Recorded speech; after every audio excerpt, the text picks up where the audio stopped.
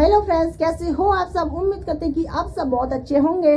Friends, आज की इस वीडियो के अंदर मैं आपको बताने वाला हूँ कि आप किस तरह से घर की चीजों का यूज करके शटलकॉक बना सकते हो। फ्रेंड्स, इसे बनाने में आपका एक भी पैसा खर्च नहीं होने वाला है। तो चलिए फ्रेंड्स, आज की वीडियो शुरू करने से पहले अभी तक आपने हमारे वीडियो को लाइक नहीं किया तो जरूर से वीडियो को लाइक कर लीजिएगा और फ्रेंड्स हमारे यूट्यूब चैनल को भी कर लीजिएगा सब्सक्राइब, इसी तरह की इन्फॉर्मेटिव वीडियो देखने के लिए। चलिए फ्रेंड्स, आज की वीडियो को फटाफट से शुरू करते हैं।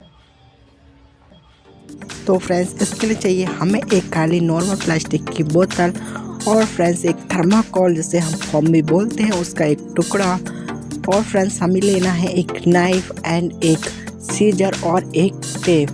तो चलिए फ्रेंड्स, जिस तरह से मैं बना रहा हूँ आपको उसी तरह से स्टेप बाय स्टेप फॉलो करने हैं।